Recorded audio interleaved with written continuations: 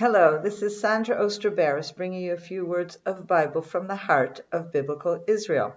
Today's Torah portion is Vayishlach. It is with the beginning of chapter 32, beginning in verse 4, and we find Jacob sending messengers ahead to find out what is going on. He has just heard that his brother Esau, who he last saw over 20 years earlier, when he ran away from him because Esau was so furious that he had taken a blessing which he believed should have been his, and he had decided to kill him.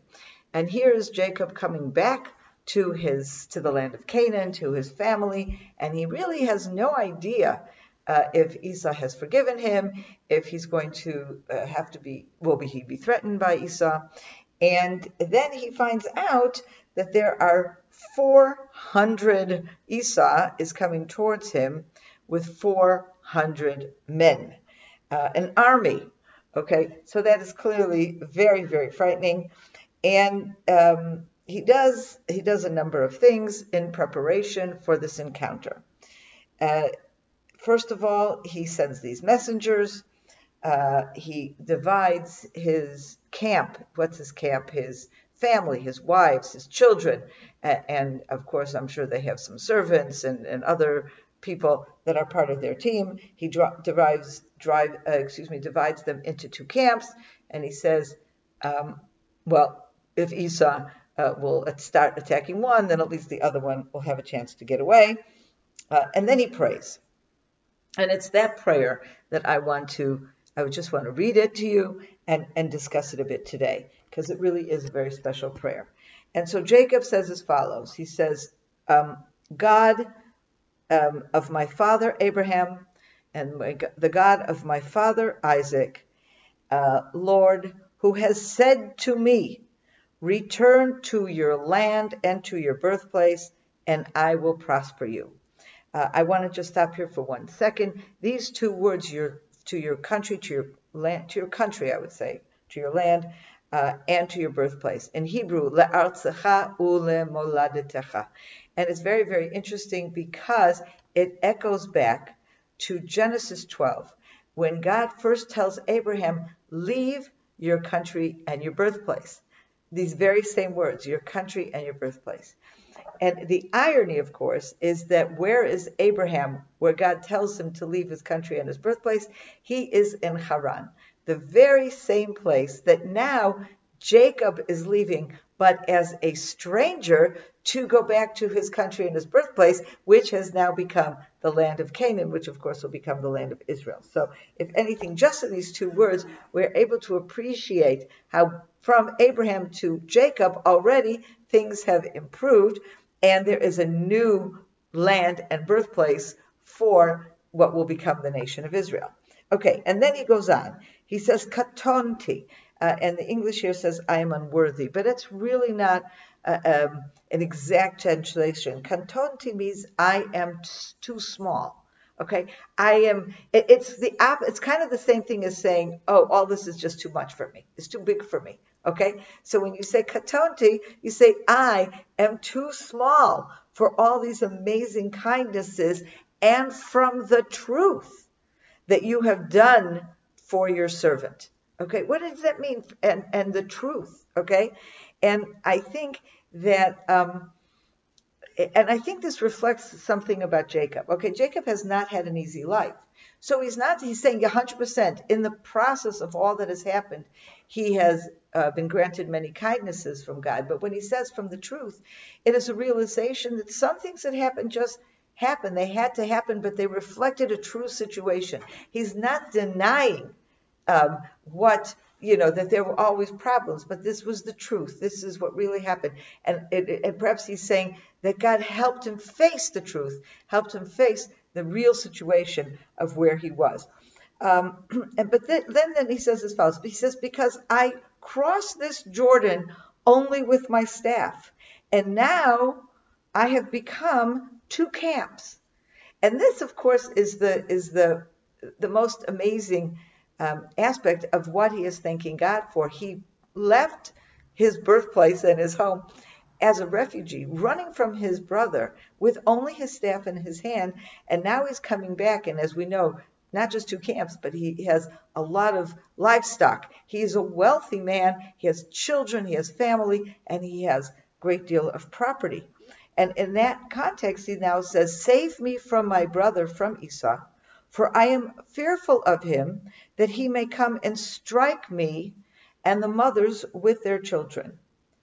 And you have said," he's turning to God, "and you have said, I will prosper you." In other words, he's quoting God and God's initial promise to him. And he says, "And I will place your children as the sands of the sea that are too numerous to count."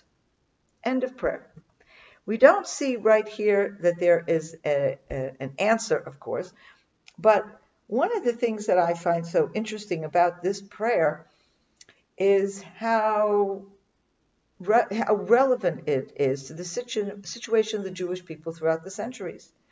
I left, I was forced into exile with only my staff, and I returned with family, children, and wealth. Okay? How many times did this happen to Jewish families? Throughout the centuries, being forced to flee from enemies, from persecution, okay?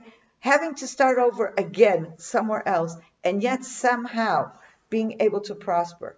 All of this, of course, thanks to God's blessings. I can tell you in my own family, okay, how every one of my grandparents, okay, came to America with nothing, fleeing persecution. And every one of them established themselves, families, and prosperity, and everything is great.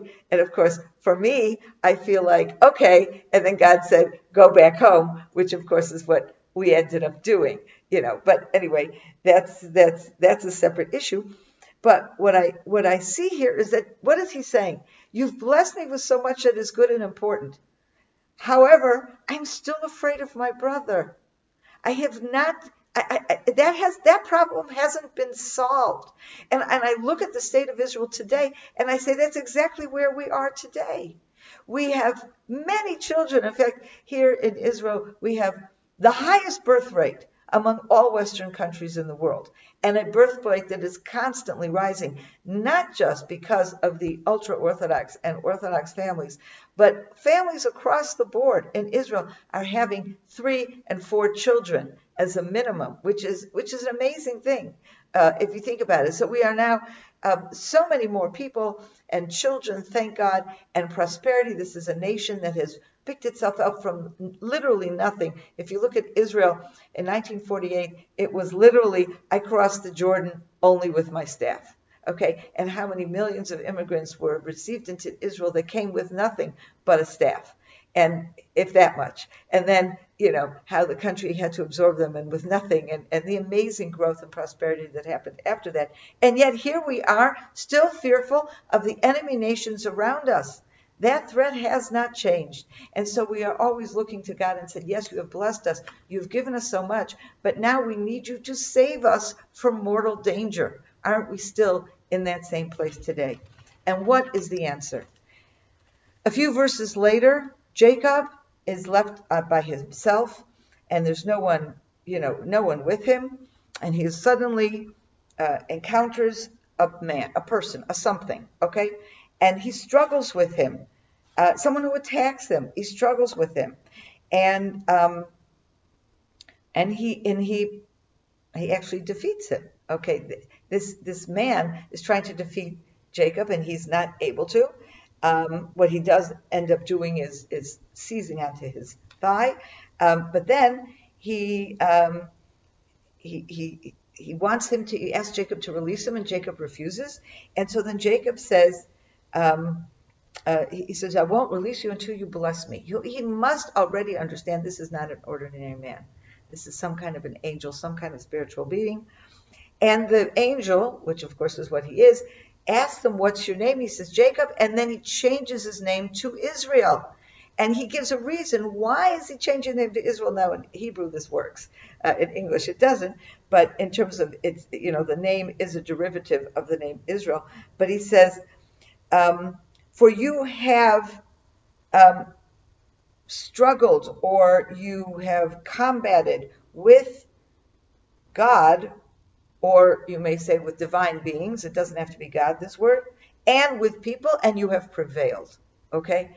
And this is his message. And what does that mean?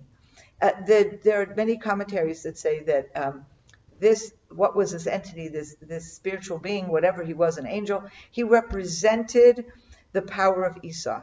Basically, what we saw played out here was a spiritual battle representing the battle of Esau versus Jacob, and at the end, Jacob perseveres. He may have an injury, but he defeats Esau.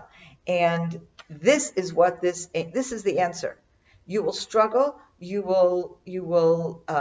may be injured, but you will always prevail, okay? And indeed, of course, in the story, Esau ends up coming in peace, and it's all good, and there's no struggle. But this is the answer to Jacob's prayer. Regardless of what happens, you will prevail. And of course, it is this promise that we have taken with us through our history, through our centuries, and it's a promise we continue to hold on to here in Israel, even as if we have much property and many children, but we still are threatened all around us by mortal enemies. Have a wonderful weekend. Shabbat Shalom. I hope you enjoyed that film. And we have lots more film content and emails and articles that I'm sure you will enjoy as well. Check out our website at CFOIC.com and subscribe to our newsletter. You can do that right from the homepage. I know you will really enjoy the content that will land in your inbox on a regular basis. Hope to see you soon.